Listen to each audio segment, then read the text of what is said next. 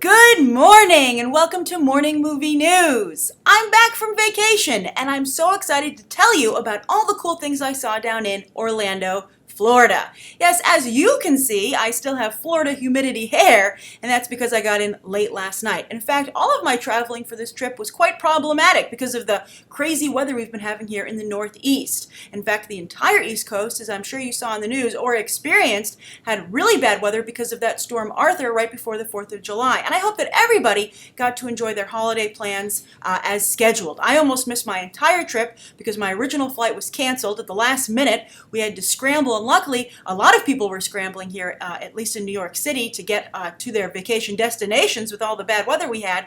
And we had to fly to Miami and drive the 3 hours north to Orlando. It was an experience, but it was also somewhat of an adventure because, I wouldn't do that every time, but we were just so happy to be able to get to Orlando and enjoy our vacation, even if it was a few hours later and a little bit of a roundabout route to get there. But I had so much fun. As I said, I got to see all these cool things. They're things that we've been discussing here on Beyond the Trailer, so I'm so happy I can fill you in on them in detail from being there myself. And also, though, I have to say, I missed you guys a lot. And the great thing is that when I was down there, I got to see some of you, which made it a little easier not to be talking to you every day here on the show. But two people, I met two people. I want to give them a shout out. Jeff, hi Jeff, so nice to meet you. And also Braden, who I actually didn't meet, but wrote me an email saying, oh hey, I was having lunch with you right next to you at the Be Our Guest restaurant in Magic Kingdom on the 4th of July, but I didn't know if it was okay to come up, so I just wanted to send you this email and say hi. And so Braden, thank you so much for that email, and it gives me an opportunity to let everybody here know that if you happen to run into me or you see me, and if it is me, you might mistake someone else for me, but if it's me or you think it might be me, come on up, say hi please. It's always such a treat and a pleasure, and it makes me feel so nice to get to meet you in person. Just to say hi is so great, and if it's not me, I'm sure that person will be very nice and just say, I don't know what you're talking about. But so Jeff, so great to meet you, and Braden, I'm so glad that you at least emailed me, and I hope that you and your family had a great time in Walt Disney World as well for 4th of July. And to answer your question, yes, I did have a fast pass for the Seven Dwarfs Mine Train. In fact, I had two, and of course I'm going to discuss that today. But that's actually the fourth story because so much was going on. I want to start today actually with the Wizarding World of Harry Potter expansion at Diagon Alley. Oh, before we really get into this, I want to point out that I went totally on my own accord. No one paid for me to go. My family, we all, my family paid for me to go, which was very nice. Trip sponsored by Dad, Mom and Dad. But no companies paid for me to go. These are all my own opinions that you're going to be hearing, and so please realize that. I don't want anybody to think that I'm shilling for a company, which is totally not the case. I just enjoy theme parks, as you've heard many times on this show, and I was so fortunate to be there for the opening of Wizarding World Harry Potter, actually for my mother's birthday. That's why we were down there. So that was opening day, July 8th, her birthday. Wizarding World of Harry Potter Diagon Alley expansion opened for the first time, and then of course Frozen Summer Fun also started while I was down there, and I was there for day 2 of that.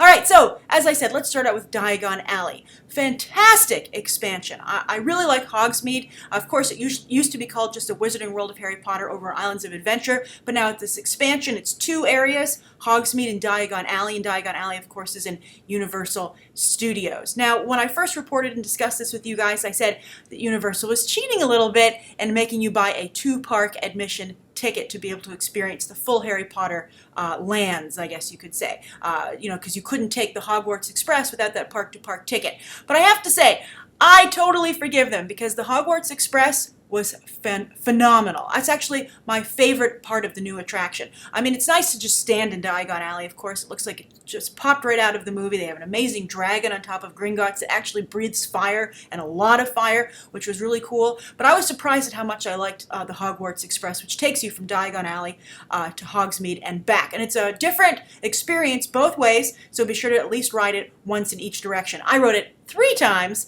twice in the direction from Diagon Alley to Hogsmeade. It's a great way to travel between parks, let me tell you. It was so good. And also the great thing about it is that it's such a well-designed ride from a structural perspective, because it takes so many people, the line isn't that bad and it moves pretty quickly. So if you're going to go to Harry Potter Gringotts, whoa, I'll get to that in a moment, that is a line, which I think, of course, that you might be familiar if you went to see Harry Potter and the Forbidden Journey, if you rode that during its first couple of months being open. This time, though, it was a lot easier to get on that ride because everybody was over on Diagon Alley. Hogsmeade was very manageable.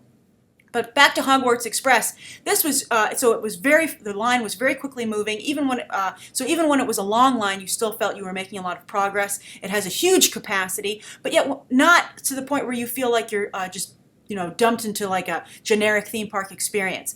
You ride in like a little train car compartment, like in the old movies. I felt not only was I like in a Harry Potter movie, I felt like I was in a Hitchcock movie or something. It was so great. You're in this little compartment. They fit about 8 to 10 people in there.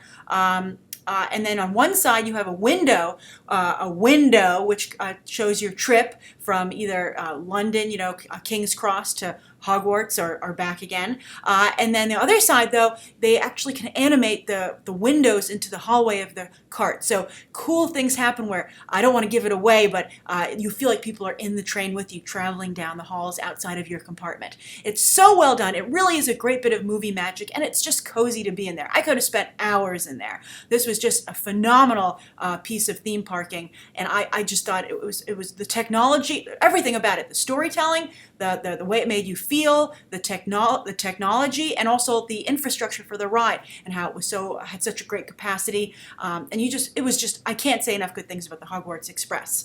Now over to Gringotts. Gringotts, big line. Very, very big line.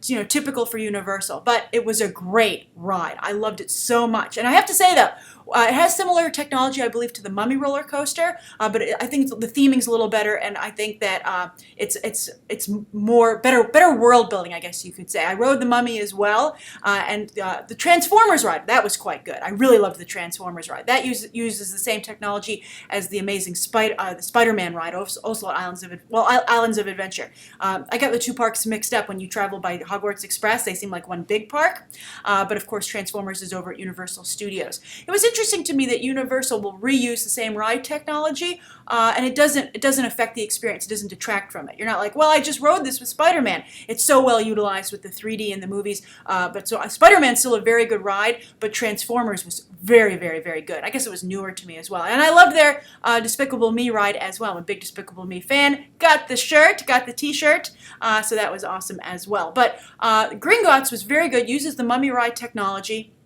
A surprising roller coaster. I didn't think it would be that much of a roller coaster. It's not the level of the Mummy at Universal Studios. The Los Angeles Universal Studios Mummy is different, but this was still quite thrilling. And I have to say, though, while I was riding it, Donald Gleason has a big part in this ride. And while I was watching the whole time, I was like, you're in Star Wars. How great is this for you that you're part of the Harry Potter franchise and the Star Wars franchise? Who would have ever guessed that? So that was really cool, and I like that actor quite a bit, so I'm very excited for him, and I loved seeing him in the ride. So that was great. It was a very good ride, very thrilling. Also, of course, Helena Bonham Carter shows up, as well as I can't even say who showed up because I'm not supposed to mention their name, but that was really well utilized as well. Everyone did a phenomenal job. It was really a great ride, and I just like being in the Gringotts Bank. Another great bit of world building. I think that's what really sets the Wizarding World of Harry Potter apart from the rest of the Universal Studios experience, and even Disney could learn a thing or two from the amount of theming that's done in these worlds. You really do feel like you've stepped into a Harry Potter movie, and that's impressive. And I think because they utilized the people who worked on the movie, but I just loved it so much. Also, I got to eat at the Leaky Cauldron, which was great. And I also appreciate that Universal has a unique seating experience where you can't get a seat until you have your food's been ordered and you have an order form, and then they seat you. So, I had quite a few stressful experiences over in Walt Disney World trying to find a table for my family to eat and make sure we had a table when we had our food. Also, I wanted to point out that J.K. Rowling released a Harry Potter story-ish on July 8th, of course, to coordinate with the opening of Diagon Alley. And it was on, I believe, Potterverse, her website. Also, Today Show apparently had an exclusive on it. I don't know how it's an exclusive if it's also on Potterverse, but it was in both places. And it was an article about Dumbledore's army, Harry Potter and friends, all grown up with their families attending the Quidditch World Cup as celebrities. I thought that was cute. But I thought the most interesting thing is that J.K. Rowling, who had said initially that she was done with Harry Potter, is able to be persuaded to return. And I think Warner Brothers is very persuasive. I think Kevin Tsujihara, as we've discussed before, was brilliant to let her write the screenplay for Fantastic Beasts and Where to Find Them. That advances not only J.K. Rowling's pocketbook, but also her career, as she can add screenwriter to her resume. We'll see how she does. I think she's very big on description, and I don't think that's not a good quality in a screenwriter. It's always a bad idea when screenwriters have too much description in their script. You have to trust the people who will be taking it away from you. I know that's hard in Hollywood these days because there's so little respect for writers, and at least in the movie business. TV is a different story, as we discussed, but this is J.K. Rowling. She's very powerful, and I'm sure they don't want to make her unhappy. But I'm very curious, because of her descriptive qualities as a writer, how she will work as a screenwriter. But that's a whole different conversation. But I thought it was interesting that she released the story. She did. A lot of people, a lot of creatives will say they're done with something, and they're done, no matter how much money you offer them or how much the fans ask. But J.K. Rowling is not one of those people, and there's nothing wrong with that. I think one of the reasons Harry Potter is so successful is because she's a good businesswoman. And you're seeing that with her not only doing agreeing to this Fantastic Beasts movie, but releasing a Harry Potter story to coincide with Diagon Alley opening. And I wouldn't be surprised if somewhere down the line there is a new Harry Potter book or a new Harry Potter movie where the original cast comes back, Daniel Radcliffe, Emma Watson, and Rupert Grint all return, is because they'll be, I'm sure they're doing quite well handling their careers, and I wouldn't be surprised to see that on the horizon at some point. Maybe sooner rather than later, because Harry Potter, there's still obviously quite a demand for it. I had to wait quite a long time to even get into Harry Potter Land on day 2. Luckily, it was raining, so on the first day we were able to go in later in the day. But in the morning, it took about almost 2 hours, and we were hotel guests. We transferred hotels so we could try and get early access. So if you're going there, very, very, very, very crowded, and you might want to consider getting the Express Pass, because even though it doesn't work in the Harry Potter attractions, you'll not want to stand on any more lines for the rest of the day. So that's the first thing I wanted to talk about, the wonderful Diagon Alley expansion. Now let's move over to Walt Disney World, my personal favorite. With all due respect to Harry Potter, I am a huge Disney World fan. And of course, as I said, I got to experience Frozen Summer Fun. Frozen Summer Fun, as we talked about just a few weeks ago, because this was just announced, very quick turnaround. As we discussed, I think it's Disney trying to capitalize on the success of Frozen, and not quite sure how they can do that because they weren't expecting such a big success. But I think that this is a big success. This is the first thing I've seen them do. We'll see how the Once Upon a Time experiment turns out. They've been casting. It was also announced they cast Elsa finally. It's the lead actress from Fringe, cult hit show. Not big in the ratings, but I think there's some fandom there that will turn up for her as Elsa. She looks well cast to me. So we'll see if that works out, but I think that this Frozen Summer Fun is the first time that I really think that they've done a great job of building on Frozen's success somewhere else in the Disney empire. Now, as we discussed, I went through before all the different things that you could experience while you were there. I didn't get to do everything. The parade is too early in the morning. It's at 11 a.m. It's a short little procession. I'm sure you can find it here on YouTube, but I missed it, so I can't tell you how that was. But I did get to see the first time in forever sing-along celebration. That was fantastic. I really liked it, and the reason that I liked it, it was funny. Kristoff also is finally a meet and greet.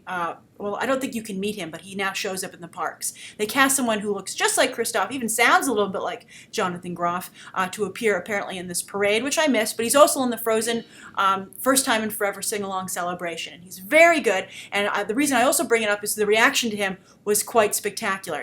With all due respect to Anna, Kristoff, I think, is quite popular. I saw a lot of people going crazy over him, and of course, Elsa is incredibly popular. I had a little girl behind me for this Frozen Summer Fun sing-along celebration, sitting behind me, and to her parents, for the whole first 10 minutes of the show, she was like, "Where's Elsa?" And they had one of the historians, royal historians, really a comedic performer, had Elsa-type hair almost. And they should change that, because this little girl was like, "Is that Elsa? I'm not sure if that's Elsa." She was just going Elsa crazy. But then it was so adorable.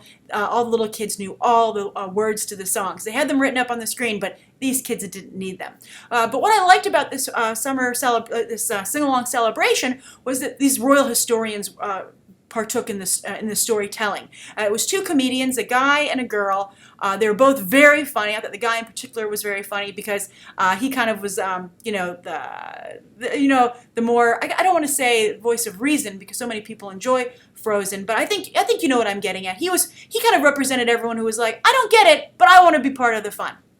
That's where kind of he was coming from. It was a positive place, but he would make funny jokes about like, oh, Hans looks too dreamy to be true, and like little funny things, and like he would acknowledge, he was like, this is the big song for Let It Go, and I think that element of, that meta humor, that element of self-awareness really worked for me and made it a more enjoyable experience. And also, they chopped out all the story and just showed the songs basically, and of course the songbook for Frozen is spectacular. So any problems you might have with the story, of course, don't come up in a show like this. But I thought it was very well done, a great theming, but nothing compared when you head over to Oaken's Frozen Funland. This was spectacular. First, we got rained out a lot this day, so we ran for cover first into Oaken's Trading Post, which had so many Frozen souvenirs, and you could only buy 5. We got some Frozen snacks. They had a snowball. If you're there, the snowball actually looks like a snowball. It's a Rice Krispie treat covered in lots of sugar and I think white chocolate. It was very good, and it really, as I said, looked like a snowball, so that was really fun. So I loved being in there, and also for the first time I saw magic bands, which is how you now use Fast Pass. They're complimentary to park guests. I mean hotel guests. They're complimentary, and also if you're an annual pass holder, they're complimentary. But otherwise, you can purchase them. But usually, up to now, you could decorate them with like magic bandits, which are like the little charms that you can put on a Croc, on the Crocs shoes. But this was the first time I saw them selling magic bands with characters on them. They had Elsa, Anna, and Olaf, and they were quite popular. But the best thing by far and away was this Frozen Funland. This was next door at Soundstage 1, I believe. Soundstage 2 is the gift shop. But this was like a Christmas wonderland. They had an ice skating rink with ice skaters who did a show before you could go ice skating. And Disney makes you wear helmets when you want to go ice skating, which I thought was interesting. And then, of course, they had a play area where you kids could play with real snow. And I saw, I think, quite a few tourists from areas that don't get snow having a wonderful time. So that was a great treat for a theme park, I think, experience.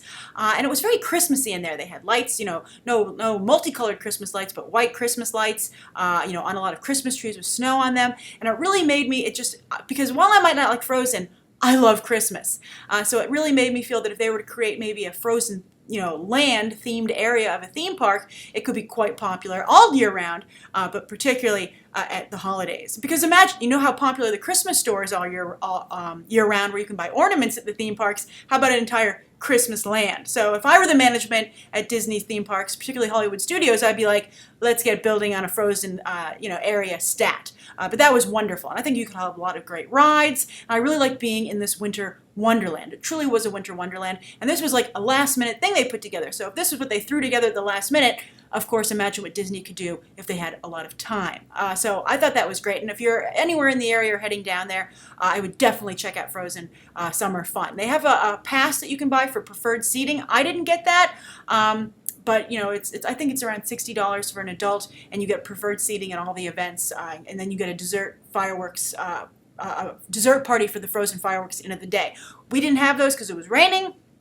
And also, we already had our theme park admission, and I didn't feel that I wanted to pay for that, but just so you know, it's available. It's something that you can purchase. But get there early, because that parade is early in the day, and they don't rerun it. It's at 11 a.m., so if you miss it, you missed it. That's what happened to us. So now let's get on to Guardians of the Galaxy. This was interesting. In the old Sounds Dangerous, the old Drew Carey sound effect show, in that theater they had the Guardians of the Galaxy a little preview. As I said, it's not what they show. What debuted while I was on vacation. I think it's an exclusive somewhere. I forget exactly who has the exclusive, but that's an extended trailer. This was the first 5 or so minutes of the movie, and I think that's what they're going to be showing in IMAX very shortly. I forget the exact date, but there's an IMAX sneak preview, of course, coming up. So they showed this here at the theme park. You can also see this at Disneyland. I've seen a couple of people writing about this online.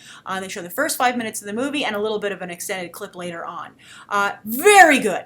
Very, very good. And what was most interesting to me was to see how my family reacted to it, because they are not big they're not comic book readers at all, and they haven't been too keen on this movie. But really, really liked it. My mom was like, definitely want to see it. I love it. It looks so much better than the trailer. I think the trailer, once again, a poor trailer for a movie. I like the trailer, but I think we acknowledge that the trailers were a little silly for the general public, and so this is a great instance that showing more and more footage from Guardians of the Galaxy probably will help it out down the line. And then also my sister, this was great. loved Rocket Raccoon. My sister has a very good eye for what kids are going to like. She really can pick out what's going to be a big success with that age bracket. And so the fact that she liked Rocket Raccoon so much, she loved the line about him saying, "This is the most genuine laugh I've ever laughed." They've been showing some of the extended looks here online. She loved it so much and actually repeated the line several times during the rest of our vacation. I thought that was very encouraging for this character. And I think Rocket Raccoon might actually work out. So that was very exciting. Now for what I thought of it, I thought the 3D was spectacular. I would definitely see this movie in 3D. I thought the depth, the perspective was very well utilized. And what really impressed me most of all, I mean, I still feel very strongly, and I've mentioned this before, that Chris Pratt is going to be a big movie star. I think thanks to this and Jurassic World, anyone who got on the ground floor with Chris Pratt is going to be very pleased. I think he's going to be, guys will like him and girls will definitely like him. He when he buffs up, I think I think poor Nathan Fillion, because I think that Chris Pratt might actually be able to inherit the Harrison Ford mantle. Quite a bit more goofy in his persona, but really I think as close as we've gotten so far to someone who's attractive but yet relatable, attractive to women, relatable to guys, really easygoing, not self-aware, and just a great action hero. And I think Chris Pratt might have that. But what I liked about this, what impressed me the most about this opening, was the world building. I was so impressed with the world building here. It really was similar to Star Wars, that trailer that we all saw that was recut here on YouTube, recutting Star Wars to the Guardians of the Galaxy soundtrack. The literal soundtrack to the trailer with the dialogue and everything, I think was a great fit because this is that level of quality world building. And I have to hand it to James Gunn. As much as I might not like some of his personal choices and what his personal humor, that article about having sex with, turning female characters, etc. We talked about it before. With this movie, it looks like he's doing a phenomenal job. I was really quite impressed with that. So I thought the world building was what stood out to me the most. That's the most that we really got to see. And of course, that Rocket Raccoon interaction with the laugh. But it was a really good, it was, and I mentioned Indiana Jones because it was Star-Lord exploring almost like an archaeological site on a planet, though. So that was really cool to watch, and it had that fun factor to it. And I wouldn't be surprised, it's interesting to see these new filmmakers like J.J. Abrams and now James Gunn really borrowing heavily from the Spielberg playbook. And why not? Spielberg doesn't use it himself that much these days, so it's great that someone's picking it up. But, it's not just enough to copy Spielberg. You have to add your own flourishes, but James Gunn's might be the quirkiness that he brings to it, which, of course, Spielberg was more mainstream. So we'll see if this works out, but I really liked what I saw. It was great utilization of the soundtrack.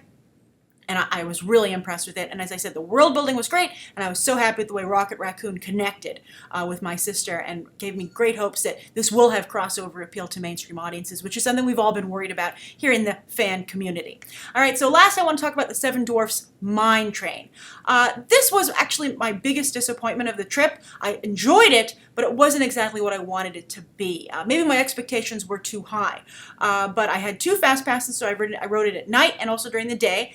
We wanted to experience it at both times. Fantasyland, the Magic Kingdom is so wonderful all the time, but it has a special magical quality at night. Both at Disneyland and Disney World. Those are the only Disney theme parks I've been to. But of course, I think Fantasyland is a favorite for all. I was really, so I was impressed with the line queue was great. The theming there was very good. The theming when you board was excellent. And I thought the end of the ride was very good. I don't want to give too much away, but there's some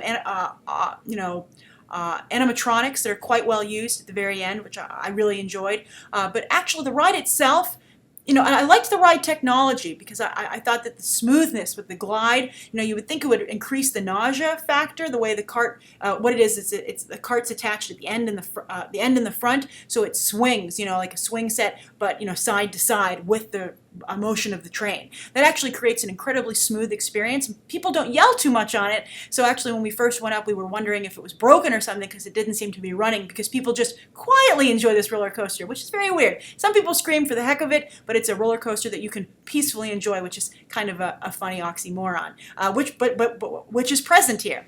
But my two big problems were that the ride was too short. It's a very short ride. It's much shorter. I'd say it's half the length of the ride time on another roller coaster that's very popular, obviously Thunder Mountain Railroad. I rode that right after, and that was, I felt, a much more satisfying experience. My other problem was that I thought the Diamond Mine, the animatronics there with the dwarfs, they're too big. And they don't seem cute. They just seem outsized. Like, pretty much they would not be dwarfs. They were the size of Snow White, basically, and the Wicked Witch. And I also thought the gems that were in the Diamond Mine were too big. And so it kind of and the music was very loud, and everything was just, it didn't have a magical quality that Fantasyland usually does. And I think miniatures, there's something magical about miniatures, and I think that Disney has always, in their Fantasyland rides, capitalized on that, and things here were just too big to be magical. You were just like, okay, this is, something feels off with it. And I felt, after thinking about it for some time, that it was the scale. I definitely recommend you ride it, and the second time I enjoyed it more, I guess because my expectations were lowered at that point, but it's not my favorite ride in Disneyland, or Disney World, and I much preferred the new Harry Potter attractions. And I liked Frozen Summer Fun, and of course, at the end of the day, Peter Pan is still the best ride in all of Orlando. It's a fantastic ride, and there's something magical about it. And as I said, it might be those miniatures. But Harry Potter is beginning to give it a run for its money, so we'll see. So thank you so much. I'm so glad to be back. Please write down below. Starting tomorrow, things will return totally to normal with trailer reviews. I have other episodes coming up today, but tomorrow trailer reviews will start again. I have a couple to catch up on, and then also viewer questions will be answered again as well for the fourth story of the day. So thank you so much for everybody who was patient while I was on vacation. I'm so glad to be back, and I can't wait to talk movie news with you tomorrow. And write down below what you think of all this theme park stuff that we talked about today. If you're going, if you've been, share your own experience, and I'll see you later.